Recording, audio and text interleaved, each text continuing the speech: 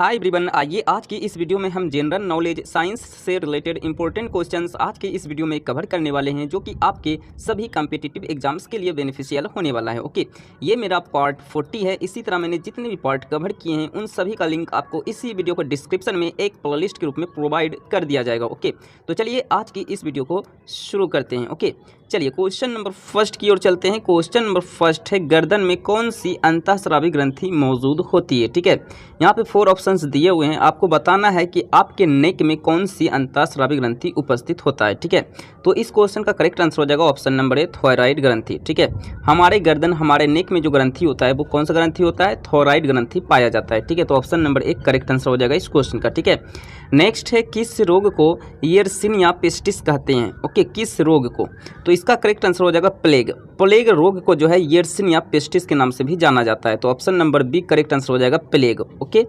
Next question की ओर चलते हैं। क्वेश्चन नंबर नेक्स्ट है, एड्रेनोकोर्टिकोट्रोपिक। ओके, एड्रेनोकोर्टिकोट्रोपिक हार्मोन का उत्पादन हो जाता है कहाँ पे होता है। ओके, तो ये जो होता है ये पिट्यूटरी ग्रंथि से होता है, यानी कि जिसे हम लोग पीयूष ग्रंथि भी कहते हैं। ओके, ये जो कि दिमाग में, ये हमारे ब्रेन में मौजूद होता है। ठीक है, तो करेक्ट आंसर हो जाएगा हमारा ऑप्शन नंबर सी।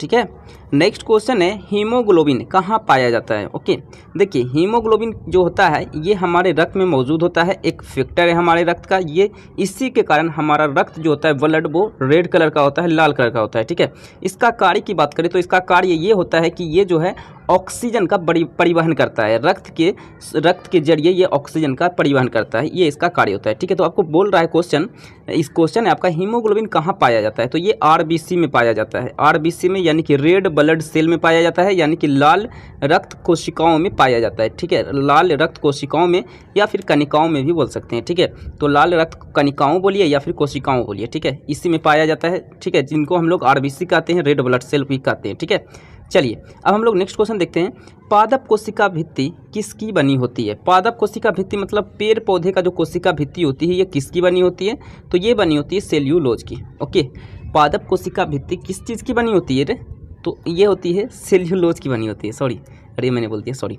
नेक्स्ट है, कौन सा विटामिन रक्त के थक के जमने में मदद करता है। आप लोग देखते होंगे अक्सर, आपको चोट लगता है, छिला जाता है या फिर किसी तरह कट आ जाता है, तो देखते होंगे कुछ समय बाद अगर उसे आप छोड़ देते हैं तो आप देखते होंगे कि आपकी जिस भाग पे कटा हुआ था उस पे जो है रक्त जो है जम जाता है। ठीक है, तो ये किस विटामिन के कारण होता है ये आपको बताना है। तो ये होता है विटामिन के की कमी के कारण। ठीक है, विटामिन के की कमी अगर जो हो जाएगा तो आपका रक्त का थक्का नहीं बन पाएगा। ठीक है, तो ऑप्शन नंबर डी हो जाएगा, विटामिन के की कमी के कारण ही जो है रक्त का जो है थक्का बन जाता है, वो जमने लगता है। ठीक है, बहुत इंपॉर्टेंट क्वेश्चन था। नेक्स्ट है, कौन सी ग्रंथि सबसे अधिक हार्मोन स्रावित करती है। कौन सी ग्रंथि से सबसे ज़्यादा हार्मोन जो है निकलता है, तो वो है पिट्यूटरी ग्रंथि, जिसे पीयूष ग्रंथि भी कहते हैं, जो कि ब्रेन में मौजूद होता है। ठीक है, तो इसका option number A correct answer हो जाएगा पिट्यूटरी ग्रंथि, यानी कि पिट्यूटरी ग्रंथि यानी कि पीयूष ग्रंथि। ठीक है, नेक्स्ट है, हमारे शरीर में यूरिया यानी कि मूत्र, ओके, यूरिया का निर्माण कहाँ होता है, तो ये होता है यकृत में। कहाँ होता है जी, यकृत में होता है। ठीक है, ओके, नेक्स्ट क्वेश्चन है, बेंजीन का रासायनिक सूत्र, केमिकल फॉर्मूला क्या होता है। तो बेंजीन का केमिकल फॉर्मूला होता है C6H6, तो ऑप्शन नंबर डी हो जाएगा करेक्ट आंसर, C6H6 बेंजीन का रासायनिक सूत्र होता है। ठीक है, CuSO4 यानी कि कॉपर सल्फेट, CuSO4 को हम लोग क्या बोलेंगे, कॉपर सल्फेट बोलेंगे। ओके, कॉपर सल्फेट जो कि एक यौगिक है। ठीक है, तो इसका कलर कैसा होता है जी, इसका रंग कैसा होता है, ये नीला कलर का होता है। कॉपर सल्फेट का जो रंग होता है, कलर होता है, कैसा होता है जी, नीला कलर का, ब्लू कलर का होता है। ओके, नेक्स्ट है, कौन सा उर्वरक मिट्टी के पीएच को, यानी कि पीएच मान आप लोग जानते होंगे, हर एक का पीएच मान होता है हर एक पदार्थ का। ठीक है, ओके, तो पीएच को प्रभावित करता है, यानी कि पीएच का फुल फॉर्म होता है पोटेंस ऑफ हाइड्रोजन, जानकारी के लिए मैंने आपको बता दिया। ठीक है, तो कौन सा उर्वरक मिट्टी के पीएच को प्रभावित करता है, तो वो है नाइट्रोजन, जिसका सिंबल होता है N। नाइट्रोजन का सिंबल संकेत क्या होता है, N होता है। ठीक है, नाइट्रोजन 7 होता है इसका परमाणु संख्या, और 14 होता है इसका द्रव्यमान संख्या। ठीक है, द्रव्यमान संख्या 14 होता है, यानी एटॉमिक मास 14 होता है और एटॉमिक नंबर 7 होता है, याद रखिएगा। ठीक है, नेक्स्ट है, किस पदार्थ को, किस सब्सटेंस से प्लास्टर ऑफ पेरिस बनाया जाता है। ठीक है, तो प्लास्टर ऑफ पेरिस बनाया जाता है जिप्सम से ही प्लास्टर ऑफ पेरिस बनाया जाता है। ठीक है, ओके, नेक्स्ट है मानव शरीर के किस अंग में इंसुलिन, यहाँ पे इंसुलिन थोड़ा सा यहाँ पे मिस्टेक हो चुका है, गलती इस टाइपिंग में, ठीक है। इंसुलिन इस तरह कुछ राइट वे में लिखा जाएगा, ठीक है। तो इंसुलिन इस तरह लिखिएगा। मानव शरीर के किस अंग में इंसुलिन का निर्माण होता है, तो वो होता है अग्नाशय में, अग्नाशय ग्रंथि में होता है, ठीक है। नेक्स्ट क्वेश्चन है विटामिन सी का रासायनिक नाम क्या है जी, विटामिन सी का केमिकल नेम क्या है, तो विटामिन सी का केमिकल नेम होता है एस्कॉर्बिक एसिड। एस्कॉर्बिक एसिड यानी एस्कॉर्बिक अम्ल विटामिन सी का रासायनिक नाम होता है, ठीक है, केमिकल नेम होता है, ठीक है। नेक्स्ट है वेल आप लोग जानते होंगे, जो कि आप मछली नहीं है, ये मछली प्रजाति में नहीं आता है, इसे मैमल कहते हैं। वेल मैमल की प्रजाति में आता है, ठीक है, मैमल, ओके। तो वेल के शरीर में कौन, देखिए इसीलिए क्वेश्चन में नहीं लिखा हुआ है कि वेल मछली क्योंकि है ही नहीं है, ठीक है। तो वेल के शरीर में कौन से अंग द्वारा श्वसन प्रक्रिया होती है, यानी कि वेल मछली किस अंग के द्वारा वो अपना सांस ग्रहण करती है, तो वो फेफड़े के द्वारा, ओके, यानी कि लंग्स से ये क्या करती है, सांस लेती है, ठीक है, जैसा कि मनुष्य भी लेता है लंग्स से, ठीक है। नेक्स्ट है धरती पर सबसे बड़ा स्तनधारी जीव कौन सा है, तो वो है ब्लू व्हेल यानी कि नील व्हेल, ओके। ब्लू व्हेल यानी कि नील व्हेल जो है सबसे बड़ा स्तनधारी जीव है, ठीक है, हमारे इस धरती पे, इस पृथ्वी पर, ठीक है। नेक्स्ट है आवर्त सारणी के अनुसार यानी कि periodic table, okay. Periodic table आपने देखा होगा कुछ इस टाइप के बने होते हैं, ठीक है, ओके। इसी में सारे एलिमेंट जो है यहाँ पे एडजस्ट किए हुए हैं, ठीक है, और कुछ नीचे भी यहाँ पे दिए हुए थे, आप लोग याद कीजिए, ओके। तो बोल रहा है क्वेश्चन कि आवर्त सारणी के अनुसार सबसे हल्की धातु, हल्की भी यहाँ पे मिस्टेक्स, मैंने टाइपिंग में मिस्टेक किया है, हल्की इस तरह लिखा जाता है, ओके।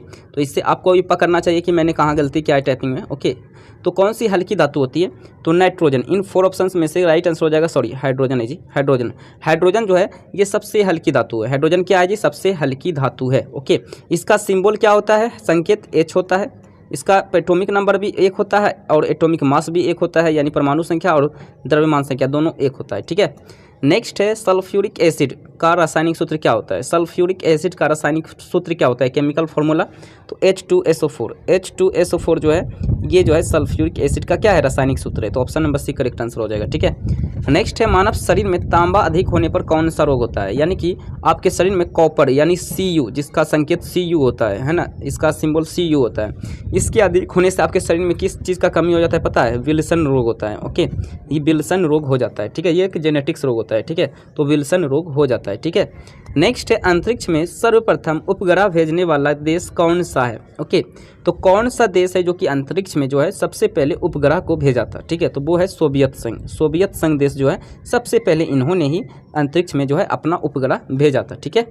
नेक्स्ट क्वेश्चन है मानव शरीर में प्रचुरता में पाया जाने वाला प्रोटीन कौन सा है, ओके। तो मानव शरीर में सबसे प्रचुर मात्रा में जो प्रोटीन पाया जाता है उनका नाम है कोलाजेन प्रोटीन जो है सबसे अधिक मात्रा में मानव के शरीर में प्रचुर मात्रा में मौजूद होती है, ठीक है।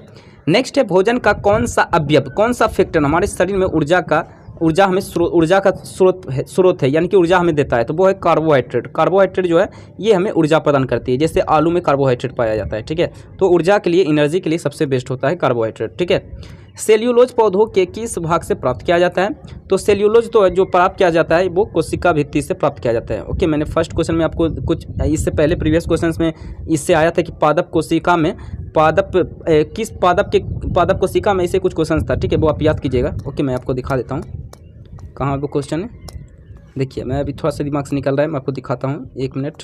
हाँ देखिए, पादप कोशिका भित्ति किससे बनाई जाती है, तो ये किसकी बनी होती है जी, तो सेल्यूलोज की बनी होती है, सेल्यूलोज की बनी होती है ना, यानी कि ये जो सेल्यूलोज प्राप्त होती है किससे प्राप्त होती है, पादप के कोशिका भित्ति से प्राप्त होती है ना। वही क्वेश्चन को यहाँ पे बदल दिया गया है ना, क्वेश्चन को थोड़ा सा बदल दिया गया है, ठीक है। तो सेल्यूलोज पौधे के किस भाग से प्राप्त की जाती है, तो कोशिका भित्ति से प्राप्त की जाती है, ठीक है। नेक्स्ट मानव मस्तिष्क यानी कि मानव ब्रेन की बाहरी झिल्ली को क्या कहते हैं, बाहरी आवरण को क्या कहते हैं, तो ड्यूरामीटर कहते हैं, ठीक है, क्या कहते हैं जी, ड्यूरामीटर के नाम से जाना जाता है, ओके। नेक्स्ट क्वेश्चन नंबर 24 है चना का वैज्ञानिक नाम क्या है, साइंटिफिक नाम क्या है चना का, तो चना का साइंटिफिक नाम जो है, वैज्ञानिक नाम या फिर वास्तविक नाम जिसे आप कह सकते हो, ठीक है, तो वो है साइसर एरिटिनम जो है चना का ये वैज्ञानिक नाम है, ठीक है। तो option number C correct answer हो जाएगा, साइसर एरिटिनम, ठीक है, साइसर एरिटिनम, ठीक है।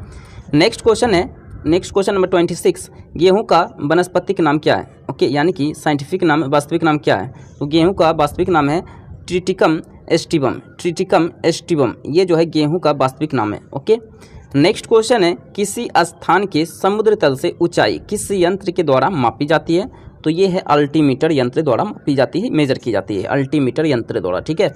नेक्स्ट है कोशिका की खोज किसने की थी, सेल्स की खोज किसने की थी, रॉबर्ट हुक ने की। क्या था सबसे पहले 1665 ईस्वी में इन्होंने ही कोशिका को देखा था, ओके, जो कि मधुमक्खी के छत्त की तरह दिखाई दे रहा था, ठीक है। नेक्स्ट है त्वचा के कैंसर का मुख्य कारण क्या है जी, तो सूर्य की तरफ से आने वाली पराबैंगनी किरणों से, इसी के कारण स्किन कैंसर होने का डर रहता है, ठीक है। तो ऑप्शन नंबर बी हो जाएगा करेक्ट आंसर, सूर्य की पराबैंगनी किरणें, ठीक है। नेक्स्ट है कौन सा यंत्र से दूध की शुद्धता मापी जाती है, ओके, तो लैक्टोमीटर यंत्र से, मशीन से जो है, उपकरण से दूध की शुद्धता को मेजर किया जाता है, कितना जो है वो प्योरीफाइड मिल्क है, ठीक है। तो आज की इस वीडियो में मैंने जनरल साइंस से रिलेटेड इंपॉर्टेंट क्वेश्चंस आज की इस वीडियो में मैंने कवर किए हैं, जो कि आपके सभी कंपीटेटिव एग्जाम्स के लिए बेनिफिशियल होने वाला है, ठीक है। तो आज के लिए इतना वीडियो को लाइक करें, चैनल को सब्सक्राइब करें, मिलते हैं नेक्स्ट वीडियो में। आज के लिए इतना ही, सो थैंक यू।